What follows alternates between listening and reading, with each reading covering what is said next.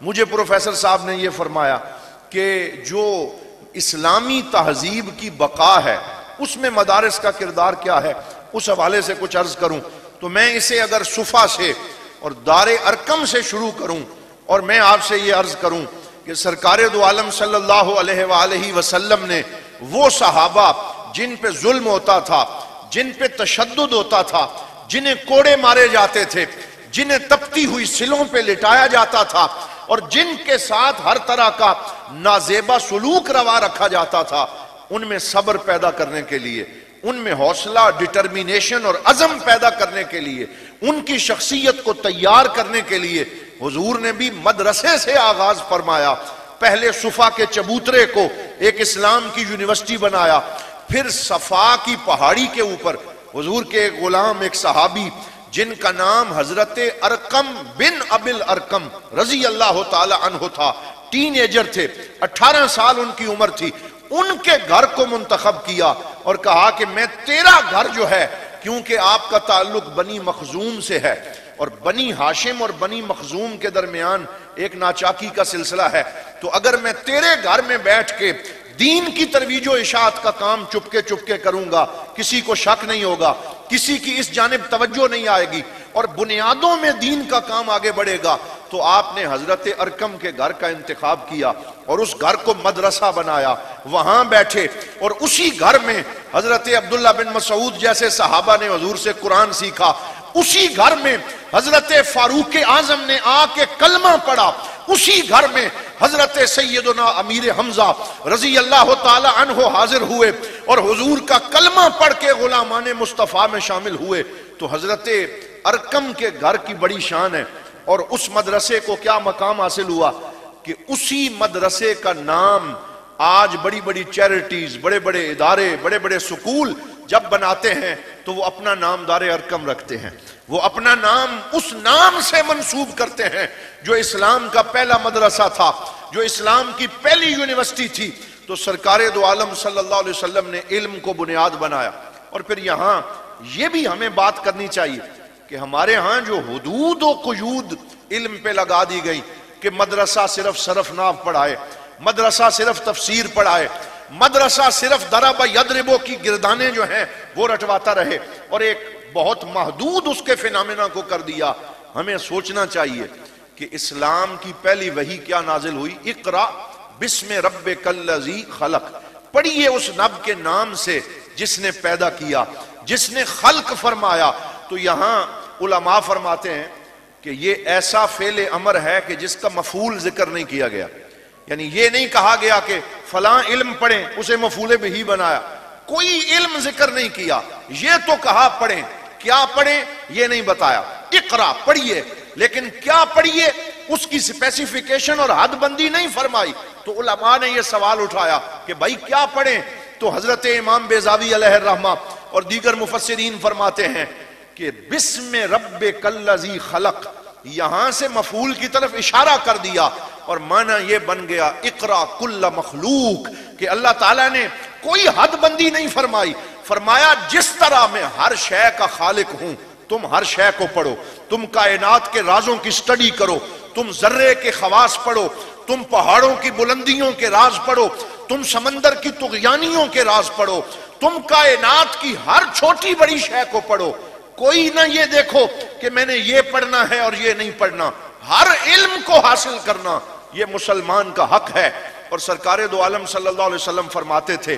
الحکمت ضالۃ المؤمن فہو احق بها حیث وجدہا، آپ فرماتے کہ حکمت مومن کی گمشدہ میراث ہے، اور جہاں مومن کو وزڈم، دانائی اور حکمت ملتی ہے وہ اسے لیتا ہے، وہ اسے حاصل کرتا ہے، وہ سارے متداول علوم کو حاصل کرتا ہے، وہ یک رخا نہیں ہوتا، اس کی دونوں آنکھیں روشن ہوتی ہیں، وہ تمام نالج کی برانچز جو ہیں ان کے اوپر کمانڈ پیدا کرنے کی کوشش کرتا ہے۔ تو یہاں سے دین کے اندر جو وسعت ہے وہ ہمارے سامنے آتی۔ مجھے ایک جملہ یاد آتا ہے، حضرت پیر سید نصیر الدین نصیر تاجدار گولڑا علیہ الرحمہ، بہت بڑے عالم بھی تھے، شاعر بھی تھے، فقیہ بھی تھے، اللہ نے انہیں بڑی شانیں عطا فرمائی۔ ایک دفعہ چکوال کے علاقے میں کہیں گفتگو کر رہے تھے تو ایک بندے نے ان سے چٹ بھیج کے سوال کیا کہ جناب آپ گفتگو 3 گھنٹے کرتے ہیں تو آپ کا کوئی موضوع نہیں ہوتا. آپ کبھی کسی موضوع پہ بات کرتے ہیں، پھر کسی اور موضوع پہ آ جاتے ہیں، پھر کسی اور موضوع پہ آ جاتے ہیں، تو اسے تو عیب شمار کیا جاتا ہے. تو آپ کی گفتگو میں موضوعات کی ڈائیورسٹی اور تنوع اتنا کیوں ہے کہ آپ ایک ہی گفتگو میں 20 علوم پہ بات کرتے چلے جاتے ہیں، کئی مسائل چھیڑتے ہیں، بات سے بات نکالتے ہیں. تو وہ اپنی گولڑے والی زبان میں کہتے تھے، وہ کہتے تھے مجھے یہ بتاؤ، وہ جو ان کا انداز تھا وہ اس میں کہتے ماں اے دسو قرآن دا کیڑا موضوع ہے،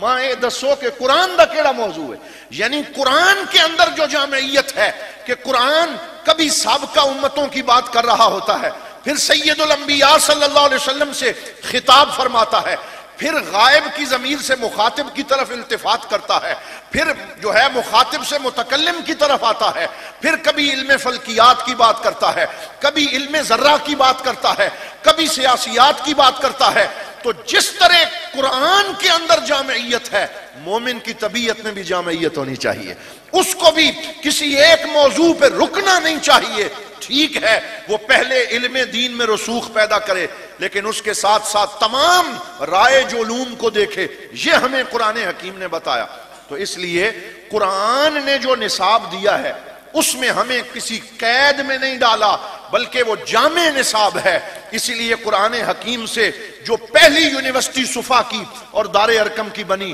اس میں جو صحابہ نے حضور صلی اللہ علیہ وسلم سے علم حاصل کیا. توجہ میری طرف رکھیں، میں ایک اہم بات عرض کر رہا ہوں. صحابہ کرام نے جو علم حاصل کیا اس میں صرف نماز کا علم نہیں تھا، صرف روزے کا علم نہیں تھا. ہاں یہ ضروریات دین ہیں، لیکن ان کے ساتھ ساتھ صحابہ کرام نے قرآن کو نصاب تعلیم بنایا اور قرآن کے سلیبس کو پڑھا، پوری کائنات کو اپنا موضوع بنایا اور کائنات کے رازوں کو پڑھا، اللہ تعالیٰ کی معرفت کو حاصل کیا. اور امت میں یہی جو علم کے اندر جامعیت کا سلسلہ ہے، ہمارے علماء میں یہی چلتا رہا. ہمارے علماء ایک ہی وقت میں تمام علوم کے اوپر حاوی ہوتے تھے، پڑھتے تھے، مطالعہ کرتے تھے. لیکن 1857 کی جنگ آزادی کے بعد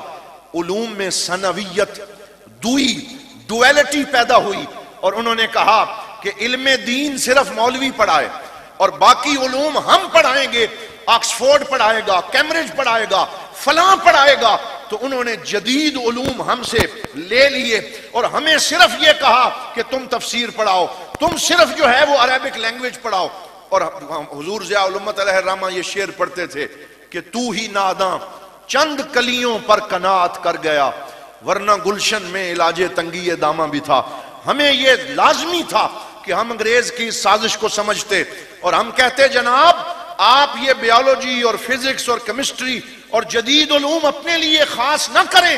ہمارے قرآن نے سارے علوم ہمیں عطا فرمائے ہیں، ہم قرآن کے وارث ہیں، اس لیے ہم تمام علوم پڑھیں گے، تمام علوم پڑھائیں گے. ہم جامعات اور یونیورسٹیز کی طرف جائیں گے، ہم اپنے مدارس کو وسعت دیں گے اور ہم یہاں سے ایسے لوگ تیار کریں گے جن کی ایک نظر دین پہ ہوگی، ایک نظر دنیا پہ ہوگی، جنہیں تمام علوم کے اوپر کمانڈ حاصل ہوگی اور ان کے اندر تبحر ہوگا، ان کو لینگویجز بھی آتی ہوں گی. یہ زبانیں سیکھنا کوئی بدعت نہیں ہے، نعوذ باللہ یہ کوئی غلط کام نہیں ہے. میں آپ کے سامنے حدیث رکھتا ہوں، حضور کے صحابی مل کے کہہ دو صلی اللہ علیہ وآلہ وسلم. ان کا نام حضرت زید ابن ثابت ہے. انہیں حضور نے بلایا، بلا کے فرمایا میں نے تمہیں فلاں علاقے میں اپنا سفیر بنا کے بھیجنا ہے، ان کی زبان سریانی اور عبرانی ہے، میں تمہیں حکم دیتا ہوں سریانی سیکھو، عبرانی سیکھو. وہ کیسے حضور کے صحابی تھے، سرکار کی توجہ ہوئی. آج ہم نے ایک زبان سے دوسری زبان کی طرف جانا ہو کئی سال لگ جاتے ہیں، زبان کی ٹرمز اور مصطلحات سیدھی نہیں ہوتی. حضرت زید کے اس علم پہ صدقے جائیں کہ 12 راتوں میں سریانی اور عبرانی پہ کمال پیدا کر لیا. کتنی راتوں میں؟ 12 دن اور 12 راتوں میں 2 لینگویجز سیکھ کے حضور کے پاس حاضر ہو گئے. یا رسول اللہ میں نے یہ زبانیں سیکھ لی. حضور نے فرمایا اب وہاں پہ جاؤ. میرے آقا جس علاقے میں سفیر اور ایمبیسیڈر بھیجتے تھے، پہلے وہاں کی زبان، وہاں کا کلچر، وہاں کی تہذیب، وہاں کا بود و باش سیکھنے کا حکم دیتے، تب جا کے وہاں اسلام کا پیغام پہنچانا. وہ کپڑے کیسے پہنتے ہیں، ان کی زبان کیا ہے، ان کا کلچر اور تہذیب کیا ہے، پہلے وہ سیکھو. تو آج ہمارے جو امبیسیڈر ہیں، مجھے مصر رہنے کا اتفاق ہوا، امریکہ اور کئی ملکوں میں نے جا کے دیکھا، پاکستان سے افسوس سے یہ کہنا پڑتا ہے کہ جو سفیر جاتے ہیں ان سفراء کو ان ملکوں کے کلچر کی خبر ہی نہیں ہوتی. کئی ایسے ہیں جنہیں زبان تک نہیں آتی، تنخواہیں لے رہے ہیں، سفارت کر رہے ہیں، لیکن اس کے باوجود ان کو اس ملک کے کلچر کی کوئی خبر نہیں ہے. یہ ہمارے ہاں بہت بڑی کمی ہے. تو اسلام نے ہمیں ایک جامع نصاب عطا کیا اور جامعیت کا درس دیا، اور جب تک مدارس کے اندر یہ علم پڑھایا جاتا رہا تو نصاب تعلیم اسی جامعیت کے ساتھ آگے بڑھتا رہا. حضور قبلہ مفتی صاحب کی ذات میں ہمارے لیے انسپائریشن ہے، ہمارے لیے سیکھنے کا سامان ہے. ہم جب بھی انہیں دیکھتے ہیں ہمارا حوصلہ بلند ہوتا ہے اور ہمیں اس بات کا احساس ہوتا ہے کہ ہم اہل سنت والجماعت اور مسلمانان پاکستان کے سر پہ اللہ رب العزت نے ان کی سرپرستی کا ایک سایہ عطا فرمایا ہے. یہ بحرانوں کے اندر اہل سنت والجماعت کو علمی سہارا عطا فرماتے ہیں، اللہ کے فضل سے موقف دیتے ہیں. پھر بات کیا کرنی ہے، کس طریقے سے ڈائیلاگ کرنا ہے، اسلام اور جو ہے وہ اہل اسلام کا دفاع کس طرح کرنا ہے، اپنے حقوق کی بات کس طرح کرنی ہے. تو میں قبلہ مفتی منیب الرحمان صاحب کو خراج عقیدت اور خراج تحسین پیش کرتے ہوئے ان کو یہ شعر ڈیڈیکیٹ کرتا ہوں جو کسی نے کہا تھا کہ جو حبس کے موسم میں ہوا بانٹ رہا ہے اس شخص کے ہاتھوں کا ہنر یاد رہے گا. تو یہ حبس کے موسم میں ہوا تقسیم کر رہے ہیں، علمی فیض تقسیم کر رہے ہیں. اللہ رب العزت نے ان کی شخصیت میں جو ہدوء اور جو ٹھہراؤ عطا فرمایا ہے، کوئی جذباتیت نہیں ہے، کوئی جلد بازی نہیں ہے، کوئی سرعت نہیں ہے، کوئی نعوذ باللہ علمی وہ چیز نہیں ہے، بلکہ بڑے ہی عاجزی کے ساتھ، انکسار کے ساتھ، ہدوء کے ساتھ اللہ رب العزت نے ان کو یہ رسوخ عطا فرمایا ہے کہ یہ خدمت اسلام کر رہے ہیں. حضرات محترم، آخری لمحات میں اپنی ان باتوں کو جو ہے وہ ایک نتیجے کی طرف لے کے آؤں اور آپ سے یہ عرض کروں کہ یہ وہ مدارس ہیں کہ اگر یہ مدارس موجود نہ رہتے تو سیکولرزم کس طریقے سے ہمارے اوپر حاوی ہوتا، کس طریقے سے جو لوگ آج کلمہ طیبہ پڑھ رہے ہیں اور جن کی جبینیں سجدوں کے نور سے روشن ہیں، ان میں ان مدارس کا بہت بڑا کردار ہے. خوشا مسجد و مدرسہ خانقاہ کہ در وے بود قیل و قال محمد، یہ مفتی فضل رسول سیالوی علیہ الرحمہ اور ان جیسے علامہ مفتی اشرف سیالوی علیہ الرحمہ اور ہمارے علاقے اور پاکستان کے وہ عظیم علماء کہ جنہوں نے مدارس کی چٹائیوں پہ بیٹھ کے خدمت دین کا کام کیا. اور الحمدللہ میں ابھی آپ سے عرض کر رہا تھا کہ وہی دین کی جامعیت، کہ دین کی ٹوٹیلٹی کو لے کے ساتھ چلنا، کسی جزئیت کا شکار نہ ہونا، تمام موضوعات پہ نظر رکھنا. اللہ تعالیٰ نے مفتی فضل رسول صاحب کے فرزند ارجمند جو اہل سنت والجماعت کے لیے ایک بہت بڑا انعام ہے، جناب پروفیسر ابرار صاحب کو یہ کمال عطا فرمایا اپنے فضل اور اپنے کرم سے کہ جب یہ بولتے ہیں تو پھر ان کی گفتگو کو لبرلز بھی سنتے ہیں، ان کی گفتگو کو دین اور دنیا پسند طبقہ یکساں طور پہ دلچسپی سے سنتا ہے کہ اس میں انگلش لٹریچر بھی ہوتا ہے، اس میں سیاسیات بھی ہوتی ہے، اس میں معیشت پہ نظر ہوتی ہے، اس میں تاریخ کے حوالے شامل ہوتے ہیں. ابھی انہوں نے الہاد اور ایتھیزم کے حوالے سے مرکزی دارالعلوم محمدیہ غوثیہ بیرا شریف میں کائنات میں مسئلہ شر کا وجود اور اس پہ جو ملحدین کے اعتراضات ہیں، اس پہ جو ایک قیم گفتگو فرمائی ہے، علمی حلقوں پہ اس گفتگو کا چرچا ہے. اور کچھ عرصہ پہلے حضور قبلہ مفتی منیب الرحمان صاحب نے قبلہ ابرار صاحب کی جو افغانستان کے حوالے سے کتاب شائع ہوئی، اس کے حوالے سے پورا کالم لکھ کے یہ بتایا کہ انٹرنیشنل ریلیشنز پہ، سیاسیات پہ، دیگر ممالک میں کیا ہو رہا ہے، ان کے جغرافیے اور تاریخ پہ نظر رکھنا یہ بھی ایک مسلمان اسکالر کی ذمہ داری ہے. میں آخری بات یہ عرض کروں، آپ ذرا ان ملکوں کو دیکھیں کہ جن ملکوں میں استعمار آیا، انہوں نے مدارس کو ختم کیا، علماء کو پھانسیاں دیں اور مسلمانوں کی زبان کا خاتمہ کیا. ان ملکوں کا کیا حال ہوا، کس بڑے بحران سے وہ ملک گزرے. یہ چیچنیا، یہ بوسنیا، یہ آذربائیجان، یہ ترکمانستان، یہ داغستان، یہ قازقستان، یہ رشیا کی وہ ریاستیں کہ جن کے اوپر رشین تسلط رہا. کمیونزم تحریکوں نے جہاں سے دین کو جڑ سے اکھیڑنے کی کوشش کی، مساجد کو تالے لگ گئے، قرآن پڑھنے کو نعوذ باللہ جرم قرار دیا گیا، تو کیسے ان ملکوں کی کئی نسلیں مفقود ہو گئیں اور ان کو قرآن پڑھنا نہیں آتا، ان کو عربی زبان کا ایک جملہ پڑھنا نہیں آتا۔ پھر حضرت امام شامل نقشبندی علیہ الرحمہ جیسے بزرگ جو انہی مدارس سے نکلے تھے وہ آگے بڑھے، انہوں نے پھر سے دین کو احیاء کرنے کی ذمہ داری اٹھائی، اور جب بھی دین زوال کے بعد عروج میں آیا ہے تو مدرسے کے کسی فقیر کی وجہ سے آیا ہے اور اس کی کوشش کی وجہ سے آیا ہے۔ ترکی کی مثال آپ کے سامنے ہے، مصطفیٰ کمال پاشا نے ترکی کا کیا حشر کیا، ترکی کے رسم الخط جو عربی رسم الخط تھا اس پہ بین کر دیا، مساجد کو بند کر دیا، منبر رسول کی آواز کو دبا دیا، اور علماء کو جو ہے وہ زد و کوب کیا، اور تمام طرح سے اسلام کو بین کر دیا۔ ایک دفعہ مایوسی پیدا ہوئی، لیکن پھر کون اٹھا؟ نقشبندی سلسلے کے بزرگ اٹھے، وہاں کے قادری اٹھے، کون اٹھا؟ شیخ محمود آفندی اور ان کے تمام مریدین کی جماعت اٹھی۔ اور میں نے شیخ محمود آفندی علیہ الرحمہ کے بارے میں پڑھا کہ جب مصطفیٰ کمال کا تسلط اپنے عروج پہ تھا، قرآن پڑھنے پڑھانے کی اجازت نہ تھی، اللہ کا وہ بندہ مدرسے سے نکلا ہوا وہ ایک فرد کیا کرتا؟ وہ ٹیکسی ڈرائیور بن گیا، اور ٹیکسی ڈرائیور بن کے سواریاں اپنی اپنی منزل پہ پہنچاتا، اور ساتھ ساتھ ڈرائیونگ کرتے ہوئے انہیں رب کا قرآن پڑھاتا رہتا۔ انہوں نے اس طریقے سے بنیادوں میں رہ کے کام کیا،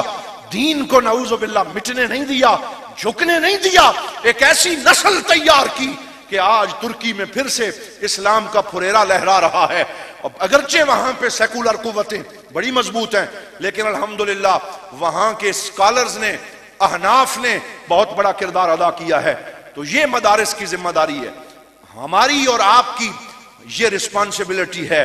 کہ ہم ان مدارس کو مضبوط کریں، ان کے دست و بازو بنیں، ان کے ساتھ دامے درمے سخنے شامل ہوں۔ میں آپ سے یہ سوال کرتا ہوں، اتنے بڑے اسکالر اور اتنے بڑے عالم دین کا مدرسہ لاری اڈے کی اس جگہ پہ بہت اچھا ہے، لیکن اس کو بڑھنا چاہیے، اس کے ارد گرد عمارتوں کا اضافہ ہونا چاہیے، اس میں نئے شعبہ جات شروع ہونے چاہیے۔ اس میں وہ کسی نے کہا تھا کریں گے اہل نظر تازہ بستیاں آباد، علامہ اقبال علیہ الرحمہ، میری نگاہ نہیں سوئے کوفہ و بغداد۔ اب ان اہل نظر کی ضرورت ہے جو تازہ بستیاں آباد کریں، جو نئے شعبہ جات کا اضافہ کریں، اور علامہ ابرار علیہ جو ہیں ان کے اندر وہ پوری کیپیبلٹی ہے، پوری صلاحیت ہے۔ آپ ان کا ساتھ دیں،